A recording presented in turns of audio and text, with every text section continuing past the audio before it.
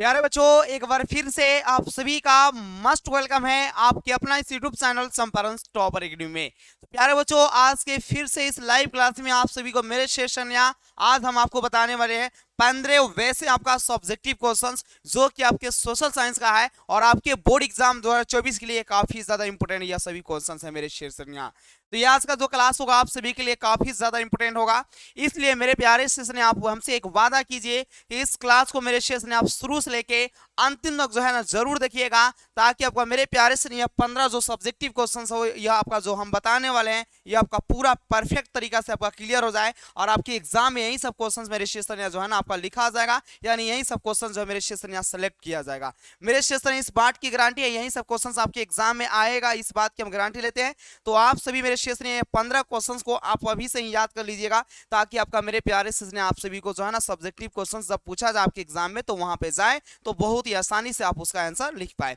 तो मेरे सेशन आप लोग ज्यादा से ज्यादा क्लास को एक बार फटाफट शेयर कर दीजिए। अगर क्लास को मेरे सेशन अभी तक लाइक नहीं किए हैं तो एक बार फटाफट आप लोग क्लास को जो है ना लाइक कर दीजिएगा और पूरे शुरू से लेके आप अंतिम तक जितना भी क्वेश्चन है मेरे सिर्फ 15 क्वेश्चन है आप अच्छे तरीके से देख लीजिए, पूरा अच्छा तरीका से आप यहाँ पे समझ लीजिए। और आप जो है मेरे सेशन ये जो सीरीज चल रहा है ना इसको आप लोग मेरे सेशन क्या कीजिए, कॉपी पर नोट कीजिए। ऐसे में इसका पैनल पीडीएफ तो मिलवे करता है, आपको पीडीएफ मिलेगा, बट मेरे सेशन हमारा आप सभी से रिक्वेस्ट यही है कि आप इसे अपने कॉपी पर लिखे और आप इसे हमेशा के लिए याद करके रखें, क्योंकि ये बहुत ही इंपॉर्टेंट क्वेश्चन है और ये बार बार पूछे गए। तो चलिए मेरे शेयर आपको हम बता देना चाहेंगे कि इससे पहले हम आपको जो है साइंस का बता चुके हैं 15 क्वेश्चन, अगर उससे आप नहीं देखे होंगे तो आप उसे जरूर मेरे सेशन यहाँ देख लीजिएगा, क्योंकि वे भी जो क्वेश्चन बताया गया था काफी ज्यादा इंपॉर्टेंट था मेरे सेशन यहाँ।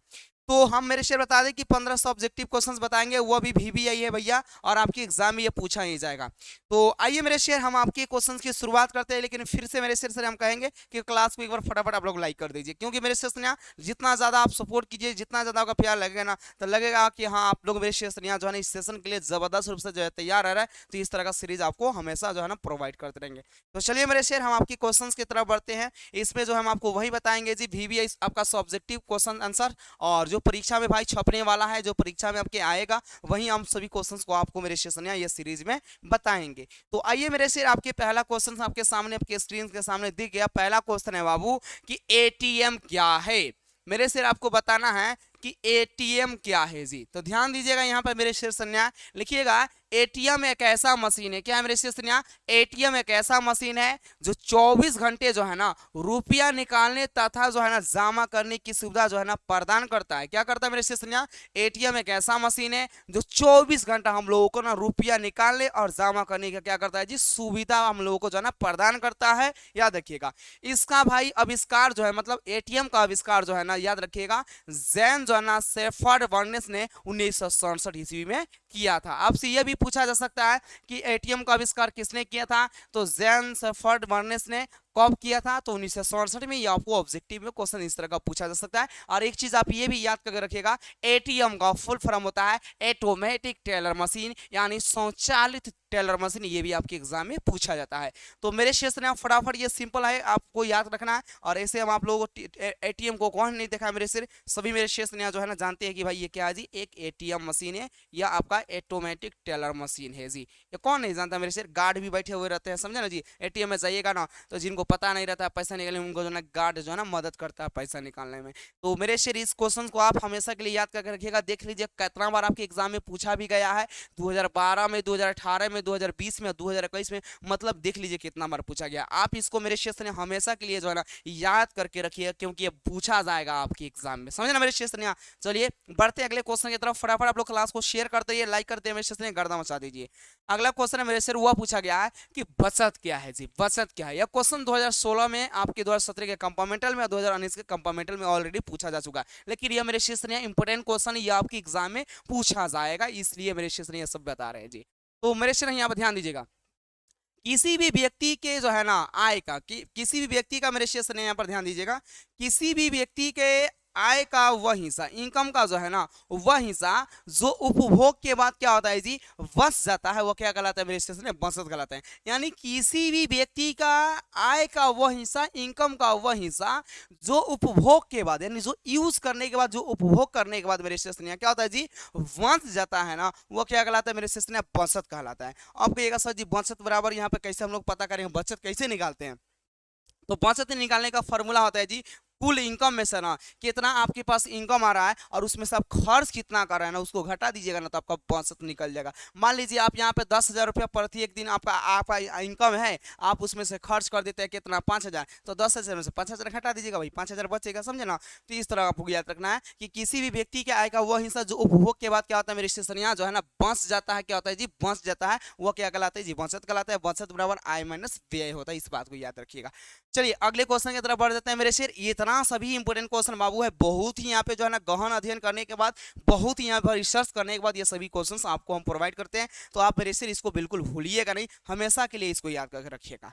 आपका तीसरा नंबर क्वेश्चन है कि चिपको आंदोलन क्या है जी। कौन नहीं नाम सुनता है भाई चिपको आंदोलन का, सब कोई सुने और बहुत ही इंपोर्टेंट क्वेश्चन है मेरे से। यह क्वेश्चन ऑलरेडी आपके एग्जाम में पूछा भी गया 2015 के सेकंड सीटिंग और 2018 के सेकंड सीटिंग। देखिए भाई ये चिपको आंदोलन क्या है जी, यह जो है ना आपके उत्तराखंड राज्य के टिहरी गढ़वाल जिले में जो है ना सुंदरलाल बहुगुणा के नेतृत्व में एक आंदोलन की शुरुआत हुई थी, जिसमें महिला आदिवासी जो है ना पेड़ों को बचाने के लिए क्या हो जाती थी, पेड़ से चिपक जाती थी, पेड़ को क्या ना पकड़ लेती थी, समझे ना जी। और इस आंदोलन की शुरुआत 1972 ईस्वी में हुआ था सुंदरलाल बहुगुणा के नेतृत्व में, इसलिए जो है ना इस नामक का नाम इस आंदोलन का जो नाम दिया गया चिपको आंदोलन, समझे ना। तो आइए यहाँ पे हम बताते हैं, यहाँ पे देखिए वनों की अंधाधुंध कटाई को रोकने के लिए, यानी वनों की अंधाधुंध कटाई को रोकने के लिए जो है ना रोकने के लिए उत्तराखंड राज्य के टेहरी गढ़वाल जिले में जो है ना सुंदरलाल बहुगुणा के, किसके मेरे स्टेशन यहाँ सुंदरलाल बहुगुणा के नेतृत्व में जो है ना 1972 ईस्वी में एक आंदोलन जो है ना आपका प्रारंभ हुआ, एक आंदोलन की शुरुआत हुई। इस आंदोलन के तहत जो है ना आदिवासी लोग जो है ना जी पेड़ों को बचाने के लिए क्या हो जाते थे जी, पेड़ से जो है ना चिपक जाते थे। क्या हो जाते थे मेरे क्षेत्र, देखिए यहाँ पे आदिवासी जो महिलाएं होती थी ना वो क्या हो जाती थी मेरे क्षेत्र, पेड़ में जाकर ना लिपट जाती थी, ताकि पेड़ में लिपट जाएगा ना तो जो है ना ठेकेदार जो होंगे ना जो पेड़ को ना काटेंगे, समझे ना। तो पेड़ से क्या हो जाती थी मेरे क्षेत्र यहाँ, वह जो है चिपक जाती थी। देखिए यहाँ पे जो है ना महिलाएं जो है ना पेड़ से चिपकी हुई है, पेड़ को यहाँ पे जो है ना जो वहाँ पे ठेकेदार थे वो जो है ना जबरन जो है क्या करते थे पेड़ों को काटते थे, लेकिन वहाँ के आदिवासी जो महिलाएं रहती थी वो पेड़ से जाकर चिपक जाती थी, लिपट जाती थी, समझे ना जी। तो वहीं यहाँ पर ध्यान दीजिएगा मेरे शेषन्या कि यहाँ पे जो है ना आपके जो है चिपक जाती थी जो ना इस आंदोलन के तहत जो है आदिवासी लोग जो है ना पेड़ों को बचाने के लिए पेड़ से क्या हो जाती थी, चिपक जाते थे, इसलिए इस आंदोलन को जो है ना चिपको आंदोलन जो है ना कहा जाता है। बस सिंपल बात है। देखिए वनों की अनाधुन कटाई को रोकने के लिए, वनों के लगातार कटाई को रोकने के लिए उत्तराखंड राज्य के टिहरी गढ़वाल जिले में सुंदरलाल बहुगुणा के नेतृत्व में, किन के नेतृत्व में सर, सुंदरलाल बहुगुणा के नेतृत्व में कब्जे 1972 ईस्वी में एक आंदोलन प्रारंभ हुआ, एक आंदोलन की शुरुआत हुई। इस आंदोलन के तहत आदिवासी लोग जो थे ना वो पेड़ को बचाने के लिए क्या हो जाए पेड़ से चिपक जाते थे, इसलिए इस आंदोलन को जो है ना चिपको आंदोलन कहा जाता है। इसमें महिलाएं जो है ना पेड़ से क्या हो जाती है चिपक जाती है, और जो कि आपको फीक के माध्यम से यहाँ पे भी आपको दिखाई देगा क्या है जी पेड़ है, इसमें महिला जो है ना क्या है पकड़ के इसमें चिपकी हुई है, समझे ना। तो इसको आप ध्यान में रखिएगा मेरे शेर, बहुत ही इंपॉर्टेंट है आपके एग्जाम के लिए और ये पूछा जाता है मेरे शेर बार बार, इसलिए आप सभी को याद रखना ही पड़ेगा, समझा। फटाफट क्लास को लाइक कीजिए मेरे शेर ने, तो क्लास को शेयर कीजिए मेरे शेर ने। इस सभी जबरदस्त सेशन है जी, ये सभी सेशन के लिए मेरे शेर ने रातों भर जगना पड़ता है मेरे शेर ने, बहुत ही ज्यादा रिसर्च करने के बाद ये सभी आपको जो है ना क्वेश्चन प्रोवाइड करा पाते हैं। चलिए अगला बाबू क्वेश्चन है वो आपसे पूछा गया है कि वन्य विनाश के मुख्य कारक को लिखिए। वन्य विनाश का मुख्य कारक कौन है, माने वन्य विनाश जो है ना होता क्यों है जी, यही आपको बताना है, उसका क्या कारण है यही आपको बताना है। यह भी क्वेश्चन आपके एग्जाम में ऑलरेडी पूछा गया है 2011 में या 2022 में। आइए मेरे से अगर आपसे पूछा जाएगा तो आप कैसे लिखिएगा, तो ऐसे लिखिएगा मेरे से, लिखिएगा उत्तर वहाँ पे और लिखिएगा वन विनाश के मुख्य कारक जो है ना जी निम्नलिखित है या निम्न है। पहला नंबर में यहाँ पे नंबरिंग बनाकर लिखिएगा ना तो सेटेबल होता है और उससे आपको जो है ना नंबर ना कटता, उसमें आपका जो है 2 नंबर में पूछा जाएगा तो 2 नंबर आपको मिल ही जाएगा। देखिए इसमें पहला आपका कारण ये जी कृषिगत भूमि का फैलाव, क्या हो रहा है कि कृषिगत भूमि का जो है ना क्या हो रहा है जी फैलाव हो रहा है, पेड़ों को काट कर जो है ना कृषि कार्य किया जा रहा है। यहाँ पे जो ना बहुत सारे जो है ना जंगल को जो है ना काट दिया गया है, कृषि कार्य यहाँ पे खेत की जुताई वहाँ पे जंगल को काट कर जो है उसका जुताई करके वहाँ पे कृषि कार्य किया है, धान को रोपा जा रहा है, गेहूँ का फसल उपजाया जा रहा है, ऐसा हो रहा है। इसके कारण क्या हो रहा है जी वन विनाश का जो है ना मुख्य कारण ये जो कारण है आपका कृषिगत भूमि का फैलाव। वनों की अनाधुन कटाई हो रही है, वनों का अनाधुन काटा जा रहा है, लगातार काटा जा रहा है, ये भी क्या जी आपका वन विनाश के मुख्य कारण है। अनियंत्रित पशुचारण में ईंधन, आपका जो है पशुचारण के लिए जो है ना आपका जो है अनियंत्रित है भाई, ईंधन के लिए पेड़ों को जबरदस्त जो है ना लगातार जो है ना काटा जा रहा है, जलावन के रूप में इस्तेमाल करने के लिए वनों को, ये भी क्या है मेरे शेर आप वन विनाश का मुख्य कारण है। बहुदेशीय परियोजना में क्या होती है कि बाढ़ यहाँ पर जो है ना भाई यहाँ पर जो है ना बड़े बड़े जो है ना आपका जो है नदियों पर बाढ़ बनाया जाता है और इसके द्वारा बहुत सारे अधिक उद्देश्यों को पूर्ति के लिए सिंचाई की व्यवस्था, बाढ़ यहाँ पे जो है ना खेतों की यहाँ पे जुताई करने के लिए जो है ना क्या होता है, धान धान का जो है ना फसल लगाइएगा तो उस समय तो धान के खेत में जो है ना क्या होना चाहिए जी, पानी होना चाहिए। तो ये भी बहुउद्देशीय परियोजना भी क्या है जी, वन विनाश के मुख्य कारण है। एहतियात औद्योगिकरण एवं नवीकरण भी क्या है जी, इसके जो है ना विस्तार का क्या है जी मेरे स्टेशन, याद रखिएगा, वन विनाश के कारण। एहतियात कब होगा, देखिए सड़क आपका जो है ना सड़क का किया जा रहा है कि वनों को काटकर जो है ना, देखिएगा रास्ता में अगर जो है कहीं पे सड़क बनाया जा रहा होगा तो वहाँ पर पेड़ पौधे आएंगे तो उसको काट दिया जाएगा, ये भी क्या है जी, वन को काटिएगा भाई तो वन विनाश के एकदम कारक होगा। औद्योगिकरण, यहाँ पे बड़े बड़े कल कारखाने लगाए जा रहा है तो अगर जो है आपका यहाँ पे जो है ना कहीं पे पेड़ पौधे ज़्यादा है तो उसको काट दिया जा रहा है, तो वो भी क्या होगा जी, वन विनाश के कारक ही। नगरीकरण, यहाँ पे जनसंख्या में वृद्धि हो रही है जिसके कारण क्या हो रहा है जी, यहाँ पे नगरीकरण हो रहा है, मतलब जनसंख्या बढ़ रहा है तो भाई रहने के लिए घर चाहिए ना, तो पेड़ पौधे को काट कर जो है ना क्या किया जा रहा है, वहाँ पे घर बनाया जा रहा है, तो ये भी क्या है जी, वन विनाश के मुख्य कारण हो जाएगा। इसको आप ध्यान रखिएगा, कई नंबर पूछा जाएगा, 2 नंबर में इस बात को याद रखिएगा। चलिए बढ़ते हैं अगले क्वेश्चन की तरफ। अगला क्वेश्चन है यहाँ पे, पर्णपाती वनों की किन्हीं 4 वृक्षों का नाम लिखिए। यह क्वेश्चन 2022 के सेकेंड सिटिंग में आपके एग्जाम में पूछा गया है मेरे से, समझे ना। एक बार फटाफट आप लोग क्लास को लाइक कर दीजिए, तो मेरे सेशन क्लास को फटाफट शेयर भी कर दीजिए अपने सभी दोस्तों में, ताकि आपके सभी दोस्त है ना इस बेहतरीन सेशन का जो है ना फायदा उठा पाएंगे। इसका आंसर लिखिएगा भाई, पर्णपाती वनों की 4 वृक्षों का नाम जो है ना निम्न है या निम्नलिखित है। पहला आप लिख दीजिएगा आम, दूसरा में कटहल, तीसरा में पीपल और चौथा में आप जामुन। मेरे सेशन आप सभी लोग बताइएगा कि आप सभी लोग आम, कटहल, पीपल और जामुन खाए हैं। अगर एक इसमें से एक भी ऐसा चीज़ हो जो ना खाए होंगे वो हमें बताइएगा जरूर कमेंट बॉक्स में कमेंट करके। हमें ऐसा नहीं लगता है कि आप लोग ये ना खाए होंगे। आम कौन नहीं खाएगा, सब कटहल का सब खाए होगा, आपको लगता है सब तो खाइबे किए होंगे जी। तो यहाँ पर आपका पर्णपाती वनों की 4 वृक्षों का जो नाम है भाई, आम है, कटहल है, पीपल है, जामुन है। आपका यह 4 याद रखिएगा, यह क्वेश्चन आपके एग्जाम में ऑलरेडी पूछा गया है और मेरे से आपको भी याद रखना पड़ेगा, आपके लिए बहुत ही इंपॉर्टेंट है। बढ़ते आगे, देखिए कितना इंपॉर्टेंट है जी। संसाधन से आप क्या समझते हैं, या संसाधन किसे कहते हैं, तो मेरे शेर लिखिएगा, मानवीय आवश्यकताओं की पूर्ति में सहायक वे सभी भौतिक एवं जैविक वस्तुएं जो मानव की आवश्यकताओं की पूर्ति करती है, भाई क्या कहलाती है जी, संसाधन कहलाती है। तो लिखिएगा, मानवीय आवश्यकताओं की पूर्ति में सहायक, मानवीय आवश्यकताओं की पूर्ति में सहायक सभी भौतिक एवं जो है ना जैविक वस्तुएं जो है क्या कहलाती है मेरे स्टेशन, या संसाधन कहलाती है। जैसे में हम इस कलम से लिख रहे हैं भाई, ये क्या है, हमारी आवश्यकता का पूर्ति कर रहा है, संसाधन होगा। ये कैमरा के माध्यम से आपको वीडियो यहाँ पर जो है दिख रहा है भाई, ये भी क्या है, हमारी आवश्यकता का पूर्ति कर रहा है, आपका संसाधन होगा। यहाँ पे ये आपका डिजिटल बोर्ड है भाई, यहाँ पे हम लिख रहे हैं, इसके माध्यम से आप सभी को हम पढ़ा रहे हैं, इससे हमारी आवश्यकता की पूर्ति हो रही है, भी क्या हो जाएगी, आपका मेरे स्टेशन क्या होगा जी, आपका संसाधन। आप जिस मोबाइल में देख रहे हैं हमको, आप पढ़ रहे हैं ना, तो भाई वे भी क्या है जी, संसाधन है, उसे आपकी आवश्यकता की पूर्ति हो रही है। तो जैसे में भूमि, जल, वन, वन्य प्राणी, खनिज, ऊर्जा तथा मानव आदि बहुत सारा हो सकता है जी, सभी क्या होंगे जो मानव की आवश्यकता में क्या होगा जी, सहायक होगा, जिससे मानव की आवश्यकता पूर्ति होगी, वो सब क्या होंगे मेरे स्टेशन आपके, क्या होंगे मेरे स्टेशन आपका, वो संसाधन होगा। चाहे वो चीज आपका जो है जिंदा हो चाहे मुर्दा हो, अगर उससे मानव की आवश्यकता पूर्ति हो रही है, वो सब क्या होगा मेरे शेर, याद रखिएगा, संसाधन ही होगा। बढ़ते अगले क्वेश्चन की तरफ मेरे शेर, क्लास को फटाफट लाइक कर दीजिए मेरे शेर। ये सभी जबरदस्त सेशन है और जबरदस्त सेशन का फायदा उठाने के लिए मेरे सेशन यहाँ थोड़ा आप लोग क्लास को शेयर कीजिए सभी अपने दोस्तों में, तब ना मजा आएगा। मजा तो वही करेगा मेरे शेर, ओरिजिनल खेल यहीं पर आपको दिख रहा है। चलिए आपका 7 नंबर क्वेश्चन है कि खादर मृदा और बांगर मृदा में जो है ना अंतर स्पष्ट करें। बहुत ही इंपॉर्टेंट क्वेश्चन है बाबू, और बहुत बार आपके एग्जाम में ये क्वेश्चन पूछा गया है। तो आइए मेरे शेर हम देखते हैं यहाँ पे खादर मृदा। खादर मृदा क्या होता है, तो नवीन जो जलोढ़ मृदा होती है ना, उसी को हम लोग क्या बोलते हैं, खादर मृदा।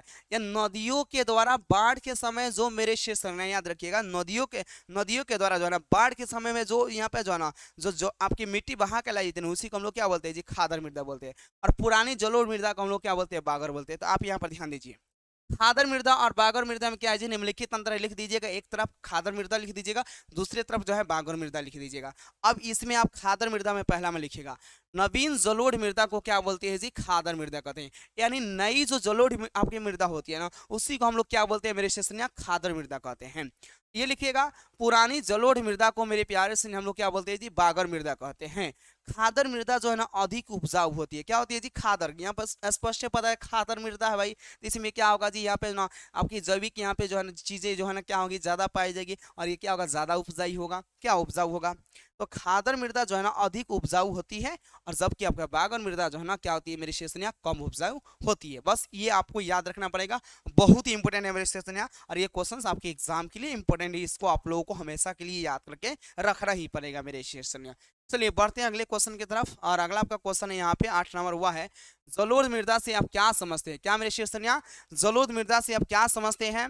इस मृदा में कौन कौन सी जो है ना फसलें जो है ना लगाई जा सकती है? मेरे सिर बहुत ही इंपॉर्टेंट क्वेश्चन है, इसको मेरे शेषनिया आपको हमेशा जो है ना याद करके रखना ही पड़ेगा, क्योंकि बाबू जो बता दे रहे हैं उसको आप हमेशा के लिए याद करके रखो, यही आपके एग्जाम में अबे करेगा।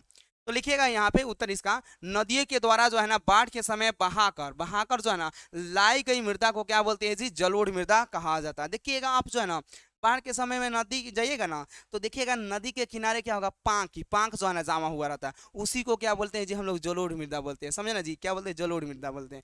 तो यहाँ नदियों के द्वारा बाढ़ के समय बहाकर लाई गई मृदा को जलोढ़ मृदा कहा जाता है। इस मृदा में जो है ना चावल गेहूं, अब एक सर चावल नहीं उपजाया जाता है, धान, अरे धाने से ना चावल बनेगा मेरे शेर, तो आप ध्यान दीजिए, कंफ्यूज मत होइएगा। यहाँ पे जो है चावल, अभी धान बोल सकते हैं, गेहूं, मक्का, गन्ना, दलहन, तिलहन आदि जो है ना फसलें लगाई जा सकती है। तो पूछा गया कि जलोढ़ मृदा से क्या समझते हैं? लिखिएगा, नदियों के द्वारा बाढ़ के समय बहाकर लाई गई मृदा को हम लोग जलोढ़ मृदा कहते हैं, यह कहा जाता है। इस मृदा में चावल यानी आपका जो है धान, गेहूं, मक्का, गन्ना, आपका जो है गन्ना मतलब ईख, ऊख, दलहन, तिलहन आदि फसलें जो है ना लगाई जा सकती है। सिंपल बात है, कैसे नहीं याद होगा जी? आसान है, सब सिंपल है, लॉलीपॉप क्वेश्चन से, और मेरे से यही आपके एग्जाम में आएगा। इसको आप हमेशा के लिए याद करके गांठ मान लीजिए कि याद कर लेना है तो कर लेना है मेरे से, याद कर लीजिएगा ना, बिल्कुल मेरे शेर याद कर लीजिएगा मेरे शेर, इसको कभी नहीं भूलना है, ये सभी आपको याद रखना पड़ेगा। बढ़ते अगले क्वेश्चन की तरफ।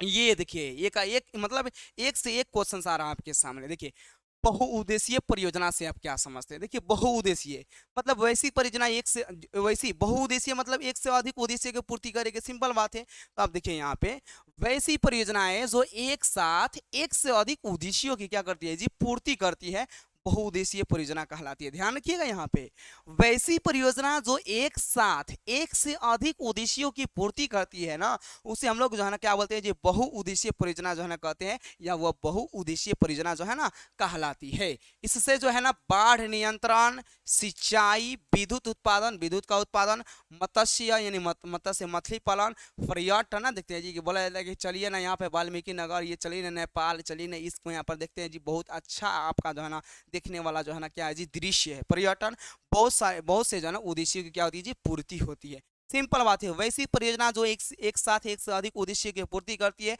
बहुउद्देशीय परियोजना कहलाती है। इससे बाढ़ नियंत्रण, सिंचाई, विद्युत उत्पादन, मत्स्य पालन, पर्यटन आदि बहुत से जो है ना उद्देश्यों की क्या होती है जी? पूर्ति होती है। किससे जी? बहुउद्देशीय परियोजना से। इस बात को आप याद रखिएगा, बहुत ही इंपॉर्टेंट क्वेश्चन है मेरे सेशन यार, समझना आप हमेशा के लिए। एक बार फटाफट आप लोग मेरे सेशन या क्लास को शेयर करो, तो फटाफट मेरे सेशन या क्लास को लाइक नहीं किया तो लाइक कर दीजिए मेरे सेशन या, जमकर मजा आ जाएगा मेरे सेशन या। बहुत ही बेहतरीन सेशन चल रहा है आपके लिए, समझिए बहुत ही जबरदस्त सेशन चल रहा है। अगला क्वेश्चन है बाबू 10 नंबर कि जल संसाधन का जो है ना, जल संसाधन का जो है ना क्या उपयोग है? जल संसाधन का क्या उपयोग है, ये आपसे पूछा गया। जल संसाधन का क्या उपयोग है? तो मेरे से लिखिएगा आप इसका, जल संसाधन के जो है ना निम्नलिखित उपयोग है। अब भाई जल का कहाँ कहाँ पे यूज करते हैं वहीं तो लिख देना है, तो ये यार रटने वाला चीज है, इसको समझने वाला है, इसमें इतना बता रहे हैं, कुछ याद कर लीजिएगा, सिंपल बात है जी। आपको हमेशा तो लिख ही देगी ना, लेकिन उसी को आप अच्छे तरीके से सिस्टमेटिक तरीका से लिखेगा ना, तो आपको मिलेगा नंबर, समझे ना? तो ध्यान दीजिए यहाँ पे लिखिएगा, जल संसाधन के निम्नलिखित उपयोग। पहला, मलमूत्र विसर्जन। देखिए मलमूत्र, यहाँ पे टॉयलेट में भाई जल का यूज होबे करेगा, विसर्जन में होबे कर रहा है, स्नान में, कपड़ा साफ करने में, स्नान भाई नहाने में जल का उपयोग होता है, कपड़ा साफ करने में, कपड़ा साफ करने के लिए जल का यूज होता है, बिल्कुल होता है। तो वहीं लिखा गया मल मूत्र विसर्जन, स्नान एवं जो है ना कपड़ा साफ करने में, पेयजल यानी पीने के रूप में, और जो है ना आपका जो है ना भोजन निर्माण में, भोजन निर्माण में, भोजन बनाने में, खाना बनाने में जल का निर्माण नहीं, आपका जल का यूज ना होता है जी, जल का आपका यूज होता है। तो यानी पेयजल यानी पीने के पानी के रूप में, और भोजन के निर्माण यानी भोजन यानी खाना बनाने में। खेतों की सिंचाई में, खेत की सिंचाई, खेत में देखते हैं कि फसल लगाया जाता है तो उसमें पानी डाला जाता है, तो जल का भी कहाँ पे इस्तेमाल हो जाएगा जी, खेतों की सिंचाई में। जल विद्युत निर्माण में, जल के द्वारा जो है ना विद्युत का निर्माण किया जाता है, इलेक्ट्रिसिटी का ये आपका जो है ना उत्पादन होता है, आप लोग जानबे करते हैं। तो जल विद्युत निर्माण भी हो जाएगा। औद्योगिक क्षेत्र में, जल आपूर्ति में, औद्योगिक अगर कोई कार्य किया जा रहा है तो उसमें जल पूर्ति में आपका जो है ना जल पूर्ति में, वहाँ पर जल की पूर्ति किसके भाई जल के द्वारा ना होगा जी, औद्योगिक कार्य किया जाएगा। तो जल कृषि या मत्स्य में मछली पालन कीजिएगा तो पोखरा में क्या चाहिए जी, पानी डालना पड़ेगा ना, तब ना मछली जिंदा रहेगी। तो मत्स्य में इतना सारा आपको बताइए, इसमें से कुछ याद रखिएगा, आपके एग्जाम में पूछा जाएगा, आप आराम से लिख दीजिएगा मेरे शेर। बहुत ही जबरदस्त सेशन चल रहा है, भूलना नहीं है मेरे शेर नहीं है, समझे ना। 11 नंबर क्वेश्चन है, वो देखिए कितना, एक से एक क्वेश्चन सारा, एक से एक क्वेश्चन मेरे शेर। जल संकट क्या है मेरे शेर, तो भाई आवश्यकता से कम जल की उपलब्धता क्या कहलाता है मेरे शेर से ना, जल संकट कहलाता है। स्वीडन के जल विशेषज्ञ फल्कन मर्क के अनुसार जो है ना, प्रत्येक व्यक्ति को जो है ना प्रतिदिन जो है ना कम से कम 1000 घन मीटर जल की आवश्यकता होती है। इससे कम जल की उपलब्धता जो है ना जल संकट कहलाता है या कहलाती है। चलिए देखिए यहाँ पे वहीं लिखिएगा जल संकट क्या है, आवश्यकता से कम जो है ना जल की उपलब्धता जो है ना जल संकट कहलाता है। आवश्यकता से कम जल की उपलब्धता जो है ना क्या कहलाएगा जी, आपका जल संकट कहलाएगा। अब मान लीजिए फॉल्कन मर्क के अनुसार जो है ना जी, प्रत्येक दिन जो है ना प्रत्येक व्यक्ति को 1000 घन जो है ना, घन जो है ना, घन लीटर जो है ना, क्या चीज जी, घन, यहाँ पर जो है ना लीटर होना चाहिए, मीटर नहीं, घन मीटर। चलिए ठीक है, घन मीटर यहाँ पर ठीक है, हाँ घन मीटर ठीक है जी। घन मीटर क्या होती है जी, जल की आवश्यकता होती है। अगर उसे आप यहाँ पे 500 अगर घन लीटर आपका जो है दिया जाए, लीटर नहीं जी, घन लीटर नहीं, मीटर यहाँ पे मापा, मीटर आपको एक सर जी लीटर में पानी को मापा जाता है, कभी कभी ऐसे भी मापा जाता है, समझा ना। तो क्या है जी यहाँ पे, अगर किसी को 1000 घन लीटर जो है ना, घन यहाँ पे घन लीटर की जल की आवश्यकता है, अगर किसी को उससे कम मिल रहा है तो भाई उसकी आवश्यकता ना पूरी होगी तो क्या होगा, जल संकट हो जाएगा। जैसे में आप सभी देख रहे हैं कि मार्च अप्रैल जून जुलाई में देख रहे थे कि यहाँ पे जो है ना पानी क्या हो जाएगा, कल से जो है ना जी, मतलब जो आपका हैंड पंप था उसमें क्या था, पानी ही नहीं आ रहा था, मतलब पानी की क्या हो गया था जी, जल संकट आ गया था।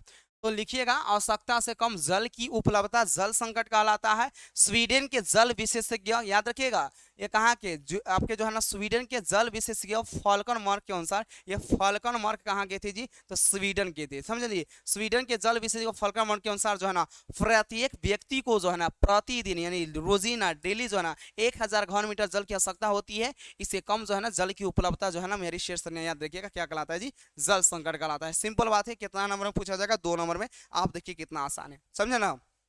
तो आप इसको याद करके रखिएगा। बढ़ते अगले क्वेश्चन की तरफ मेरे शेर। अगला क्वेश्चन है, फसल चक्र मृदा संरक्षण में जो है ना किस प्रकार सहायक है। तो भाई सबसे पहले हम लोग जानेंगे यह फसल चक्र होता है क्या है। तो याद रखिएगा, किसी भूमि पर फसल को अदल बदल कर लगाना फसल चक्र कहलाता है जी, समझे ना जी।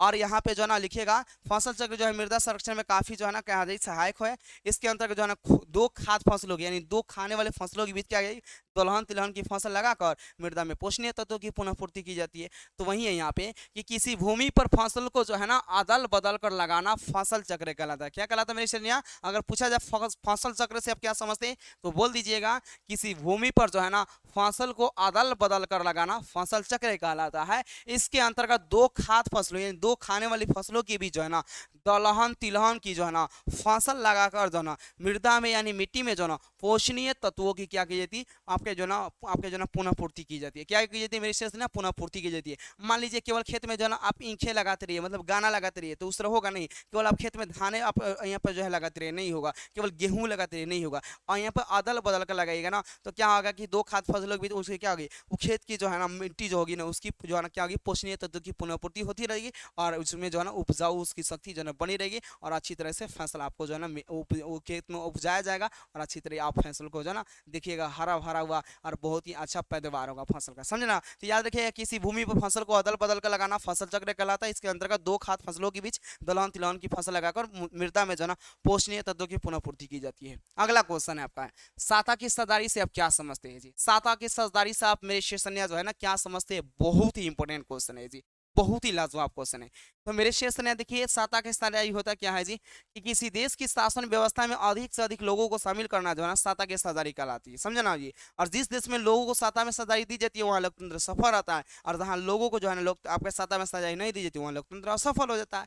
तो आइए मेरे शेष देखते हैं यहाँ पे देखिएगा, किसी देश की शासन व्यवस्था में अधिक से अधिक ज्यादा से ज्यादा लोगों को जो है ना शामिल करना जो है ना साता की सरदारी कहलाता है। जिस देश में लोगों को जो है ना साता में सरदारी जो है दी जाती है वहां लोकतंत्र सफल होता है, और जहां नहीं दी जाती है वहां लोकतंत्र क्या होता है जी, और असफल होता है। जहां दी जाएगी वहां तो लोकतंत्र और सफल हो ही जाएगा, और जहां नहीं दीजिएगा वहां लोकतंत्र जो है ना पहले से और क्या होगा जी, असफल हो जाता है। समझे ना जी। तो याद रखिएगा, बहुत ही सिंपल क्वेश्चन है बाबू। कितना मार्क्स में पूछा जाएगा? 2 मार्क्स में, आप इसको याद रखिएगा। बढ़ते अगले क्वेश्चन की तरफ। ये देखिए कितना एक से एक क्वेश्चन सारा है मेरे शेर। अगला क्वेश्चन है कि राजनीतिक दल से जो है ना आप क्या समझते हैं? मेरे शेर क्वेश्चन से राजनीतिक दल से आप क्या समझते हैं? मेरे शेर याद रखिएगा, यहाँ पे लोगों का ऐसा संगठित समूह, किसका जी? लोगों का ऐसा संगठित समूह जो चुनाव लड़ने और राजनीतिक सत्ता प्राप्त करने, राजनीतिक सत्ता प्राप्त करने के उद्देश्य से, किसके मेरे शेर संज्ञा? आप चुनाव लड़ने और राजनीतिक सत्ता प्राप्त करने के उद्देश्य से क्या करती है जी, काम करता है ना, आपका राजनीतिक दल कहलाता है। जैसे मैं आपका यहाँ पे ये कमल का फूल देख रहा है ना, ये किसका है भाई? बीजेपी का है। किसका है जी? बीजेपी का है। ये किसका है जी? कांग्रेस वालों का है। ये समाजवादी पार्टी का साइकिल है। तीर किसका है भी? जन्मे करते हैं जी नीतीश कुमार का। लालू यादव का आपका लालटेन छाप यहाँ पर जन्मे करते हैं, कौन है? जनता है जी।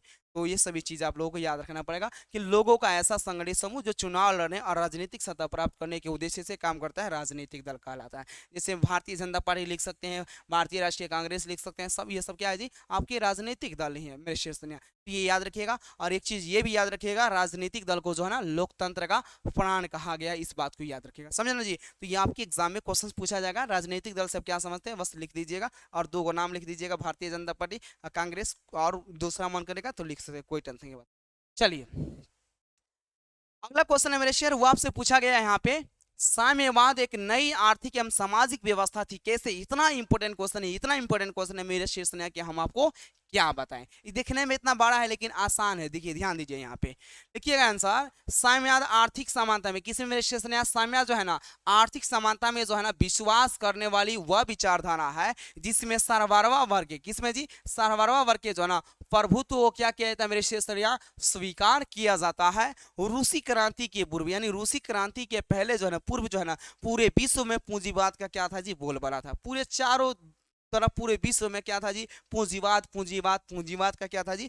बोलबाला था, जिसके तहत जो है ना बुर्जुआ वर्ग जो है ना सरबराह वर्ग का क्या करता था जी? शोषण करता था। कौन जी? बुर्जुआ वर्ग जो है ना सरबराह वर्ग का क्या करता था जी? शोषण करता था। परंतु साम्यवाद ने जो ना वर्ग विहीन समाज की क्या जी? अवधारणा प्रस्तुत की, और मनुष्य द्वारा मनुष्य के शोषण का क्या किया जी? विरोध किया। क्या जी? विरोध किया। इस प्रकार स्पष्ट है कि साम्यवाद एक नई आर्थिक एवं क्या थी जी? सामाजिक व्यवस्था थी। मेरे शेर कोई क्वेश्चन आपका लगेगा सर जी बड़ा है, नहीं मेरे शेर, आपको ये परफेक्ट आपका आंसर दिया गया है, और आप मेरे शेर ने इसी तरह अपने बोर्ड एग्जाम में लिखिएगा, आपका मार्क्स नहीं कटेगा, इसकी गारंटी लेते हैं मेरे शेर ने। क्योंकि जिस नोट्स से आप पढ़ रहे हैं ना उसी नोट्स को ऑलरेडी मैंने पढ़कर 93 नंबर यहाँ पे 93 नंबर हम ला चुके हैं, इस बात को याद रखिएगा। बढ़ते हैं अगले क्वेश्चन की तरफ। यहाँ पे एक और है, देख लीजिए, और उसके बाद आपको जो है ना पहले जैसे आपको 10 ऑब्जेक्टिव क्वेश्चन कराए थे उसी तरह 10 ऑब्जेक्टिव क्वेश्चन इसमें देख लीजिए, आप जांच लीजिए कि क्या आपको याद है कि नहीं। आइए यहाँ पे पहले ये देख लीजिए, कार्ल मार्क्स के विषय में जो है ना आप क्या समझते हैं, यानी कार्ल मार्क्स के बारे में आप क्या आप जानते हैं, बताइए। वहीं ये क्वेश्चंस ऑलरेडी आपके एग्जाम में 2014 और 2017 में पूछा गया मेरे सेशन में, समझे ना। तो आप ध्यान दीजिए यहाँ पे, देखिएगा कार्ल मार्क्स का जन्म जो है ना 5 मई 1818 ईस्वी को कहाँ पे हुई थी जी? 1818 ईस्वी को जो है ना जर्मनी के जो है ना जर्मनी के राइन प्रांत के जो है ना राइन प्रांत के जो है ना टियर नगर में एक यहूदी परिवार में हुआ था। किस परिवार में मेरे शेष ने? यहूदी परिवार में। तो आपके एग्जाम में ऑब्जेक्टिव में ये भी क्वेश्चन पूछा जाता है कि आपका कार्ल मार्क्स का जन्म कहाँ हुआ था? तो जर्मनी में। कब हुआ था? तो 5 मई 1818 ईस्वी को, समझ लीजिए 1818 ईस्वी को, इस बात को याद रखिएगा। कहाँ पे मेरे शेर? तो जर्मनी के जो है राइन प्रांत के टियर नगर में किस परिवार में? एक यहूदी परिवार में हुआ था। उनके पिता जो थे ना मेरे शेष ने हेनरी मार्क्स जो है ना हेनरिक मार्क्स जो है ना एक प्रसिद्ध क्या थे जी? वकील थे, यानी फेमस वकील थे, जिन्होंने बाद में जो है ना ईसाई धर्म को क्या कर लिया था जी? ग्रहण कर लिया था, जिन्होंने बाद में क्या कर लिया जी? ईसाई धर्म को स्वीकार कर लिया। कार्ल मार्क्स ने जो है ना जर्मनी के जो है ना बोन और बर्लिन विश्वविद्यालय में क्या की थी जी? शिक्षा जो है ना प्राप्त की थी।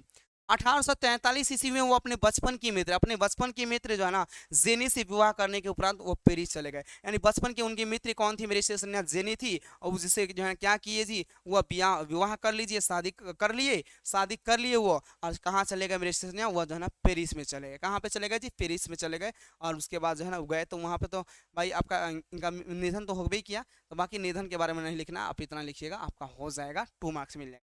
मेरे शेर फटाफट आप लोग क्लास को एक बार जबरदस्त रूप से अपने सभी दोस्तों में शेयर कर दीजिए, क्योंकि मेरे शेर अब आ रहा है 10 में कितना आप लाते हैं। मेरे शेर 10 में कितना है दम, आप में कितना है दम, और देखते हैं वो क्वेश्चन में कितना है दम। मेरे शेर ने आप लोग कमेंट बॉक्स में आप सभी को कमेंट करके बताना पड़ेगा कि आप 10 में कितना सही किया, समझा जी। 10 क्वेश्चन हो या 11 या 12 हो, इतना ही हो, तो आप उसका आंसर बताने के लिए तैयार रहिएगा। फटाफट मेरे सेशन ने आप लोग जो है ना शेयर कर दीजिए। क्लास को अगर लाइक नहीं किए तो क्लास को एंड लाइक भी करिए मेरे सेशन ने, तब मजा आएगा, समझ रही। फटाफट लाइक कीजिए मेरे सेशन ने, शेयर भी कर दीजिए अपने सभी दोस्तों में। तो आइए मेरे शेर आपके हम पहला क्वेश्चन लाते हैं आपके स्क्रीन के सामने, देखिए आ ही गया जी।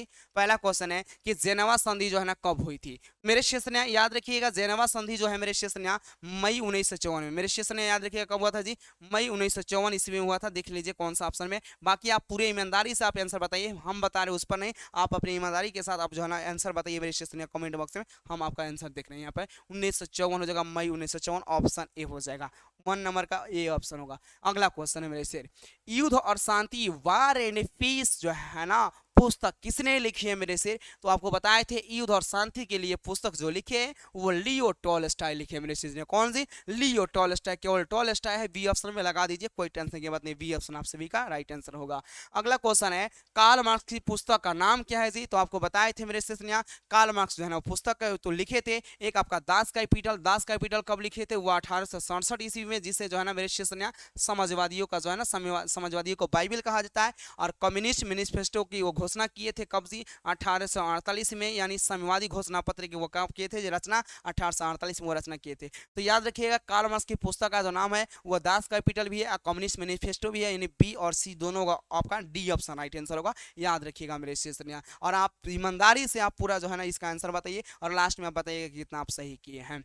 अगला क्वेश्चन वो पूछा गया है कि रूस की बेल्सवी क्रांति का नेतृत्व किसने किया था। भाई रूस में जो है ना बेल्सवी क्रांति चल रही थी कब जी, 7 नवंबर 1917 ईस्वी में जो है ना, याद रखिएगा आपकी बेल्सवी क्रांति शुरुआत हुई थी। और इसका जो नेतृत्व कर रहा था वो मेरे शेष ने लेनिन कर रहा था। कौन जी, लेनिन। और लेनिन की मृत्यु कब हुआ था, 1924 में। इसको भी आप ध्यान रखिएगा थोड़ा, समझे ना, ये भी पूछा जाता है। ऑप्शन क्या होगा जी, सी हो जाएगा। बढ़ते अगले क्वेश्चन की तरफ मेरे शेर। अगला क्वेश्चन है, समाजवादी की बाइबिल जो है ना किसे कहा जाता है। भाई बाइबिल जो है ना, समाजवादी का बाइबिल जो है ना दास कैपिटल को कहा जाता है। तो दास कैपिटल देख लीजिए कौन सा ऑप्शन में, ऑप्शन बी में, बी ऑप्शन हो जाएगा। कार्ल मार्क्स इसकी रचना जो है ना 1867 में किए थे, इस बात को भी आप याद रखिएगा, बी ऑप्शन होगा। बढ़ते अगले क्वेश्चन के क्लास को फटाफट मेरे सेशन आप लोग शेयर कर दीजिए अपने सभी दोस्तों में। साम्यवादी शासन का पहला प्रयोग कहाँ पे हुआ था जी। तो मेरे शेर ने याद रखिएगा, साम्यवादी शासन का सबसे पहला प्रयोग जो हुआ था ना वो रूस में हुआ था। कहाँ पे हुआ था मेरे शेर, रूस में हुआ था, ए ऑप्शन आप सभी का राइट आंसर हो जाएगा। चलिए अगले क्वेश्चन का आप आंसर बताइए। तो कार्ल मार्क्स का जन्म कहाँ हुआ था, अभी आपको जस्ट बता रहे थे मेरे से, याद रखिएगा कार्ल मार्क्स का जन्म 5 मई 1818 ईस्वी को जर्मनी के टियर नगर में एक यहूदी परिवार में हुआ था। तो जर्मनी में हुआ था, तो बी ऑप्शन आप सभी बता रहे, बी ऑप्शन आप सभी का करेक्ट आंसर हो जाएगा। चलिए अगला क्वेश्चन ये देखिए कितना बार पूछा गया जी, खजाना है जी। बोल्शेविक क्रांति कब हुई थी मेरे सेशन, तो याद रखिएगा 7 नवंबर, कब जी, 7 नवंबर मेरे सेशन जो है ना 7 नवंबर 1917 ईस्वी को जो है ना बोल्शेविक क्रांति हुई थी। लेकिन आपको 7 नवंबर नहीं रहता है, आपका केवल नवंबर 1917 रहता है। तो आप यही लगाइएगा नवंबर 1917, ऑप्शन क्या होगा मेरे से, सी ऑप्शन होगा। देख लीजिए कितना बार पूछा गया, बहुत ही इंपॉर्टेंट क्वेश्चन है बउआ, इसमें टेस्ट हो जा रहा है और आपका देख लीजिए कुछ इंपॉर्टेंट क्वेश्चन भी आपको मिल जा रहा है, सी ऑप्शन हो जाएगा राइट आंसर। चलिए अगला क्वेश्चन वो पूछा गया है कि दास कैपिटल का प्रकाशन जो है ना जी किस वर्ष हुआ था। भाई दास कैपिटल का जो रचना किए थे कार्ल मार्क्स वो 1867 में किए थे, सिंपल बात है, 1867 हो जाएगा, सी ऑप्शन, इसका प्रकाशन 1867 में हो जाएगा। चलिए अगला क्वेश्चन है, वार एंड पीस पुस्तक की रचना किसने की है भाई, तो लियो टॉलस्टॉय ने की है मेरे शेर ने, बी ऑप्शन आप सभी का क्या होगा जी, राइट आंसर होगा मेरे शेर। दो और लगता है कि क्वेश्चन है उसको भी हम लोग देख लेते हैं, 2 ठो क्वेश्चन और है, देख लीजिए। अब 12 क्वेश्चन का आंसर बताइए, 12 में कितना सही किए वो बताइएगा।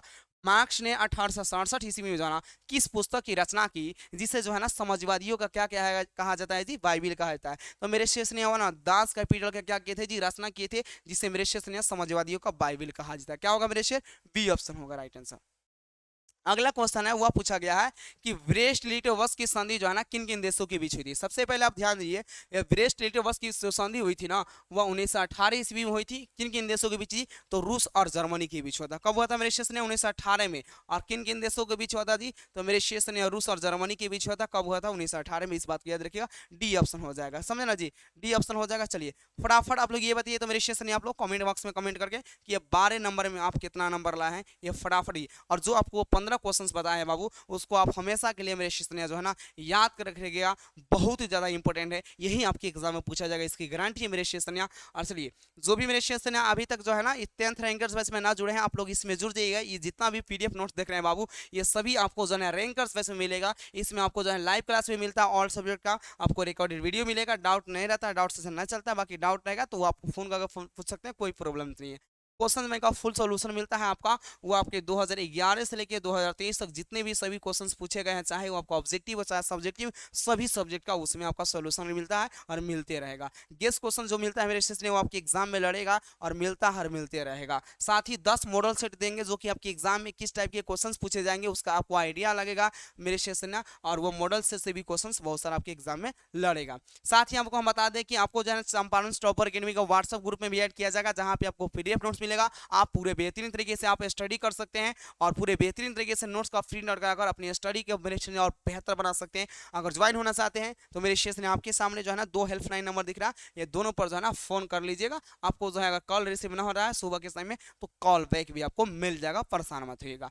तो चलिए मेरे शेष ने फटाफट आप लोग कमेंट बॉक्स में कमेंट करके जरूर बता दीजिएगा मेरे शेषन्या कि ये जो क्लास था मेरे शेषन्या आप सभी को कैसा लगा है। बाकी मेरे शेषन्या आप लोग ज़्यादा से ज़्यादा इस क्लास को शेयर कीजिए, ज़्यादा से ज़्यादा अपने सभी दोस्तों के बारे में बताइए, यहाँ पर अपने दोस्तों को बताइए हमारे बारे में कि सर जी यहाँ पे जो है कि बेहतरीन सेशन की शुरुआत की है मॉर्निंग में 5:45। ध्यान रखिएगा सुबह में कब समझ यहाँ पर चलता है जी, ये सुबह में जो है ना आपका 5:45 पर जो है क्लास चलता है। और आप सभी मेरे शेषन्या इस क्लास को डेली कंटिन्यू यहाँ पे करते रहिए, गर्दा मचाते आपको कोई भी दिक्कत नहीं होगा, कोई भी दिक्कत से आपको सामना नहीं करना पड़ेगा मेरे शिष्य। तो चलिए मेरे शिष्य आप फिर मिलेंगे आपके अगली क्लास में। जय हिंद, वंदे मातरम, bye bye, take care, love you all. आप मेरे शिष्य गॉड ब्लेस यू। आप अच्छे से स्टडी करिए, यही मेरे शिष्य जो है यही आप गॉड से भगवान से कृपा करेंगे कि आप हमेशा स्वस्थ रहे, मस्त रहे और लगातार अपनी पढ़ाई पर ध्यान देते रहिए और अच्छे तरीके से पढ़िए मेरे शिष्य, पूरे मन लगाकर पढ़िए। आपको कहीं पर मेरे शिष्य दिक्कत हो तो आप हमें ज़रूर बताइए। तो मेरे शेर उम्मीद करते हैं कि आप बेहतरीन तरीके से सभी क्वेश्चंस को याद कर लेंगे और अच्छा तरीके से आप हमेशा इसको याद करेंगे। तो मेरे शेष ने हम फिर मिलेंगे आपकी अगली क्लास में, तब तक के लिए आप जो है मेरे शेष ने अपना ख्याल रखिएगा, अपना स्टडी अच्छे तरीके से करते। चलिए मेरे शेर thanks for watching this class. आप कमेंट बॉक्स में जरूर कमेंट करके बता दीजिएगा कि ये जो क्लास था मेरे शेष ने आप सभी को जो है ना कैसा लगा है। मुझे पूरा यकीन है मेरे शेष कि आप सभी को बहुत अच्छा लगा होगा, ठीक है ना। All the best. तो सभी लोग कमेंट बॉक्स में कमेंट जरूर कीजिएगा और आप लोग जरूर बताइएगा कि 12 नंबर में आप कितना नंबर लाए, समझे ना। और सभी लोग कॉपी पर अच्छे तरीके से आप नोट कीजिए सभी क्वेश्चन को, समझे ना। चलिए ठीक है, ओके।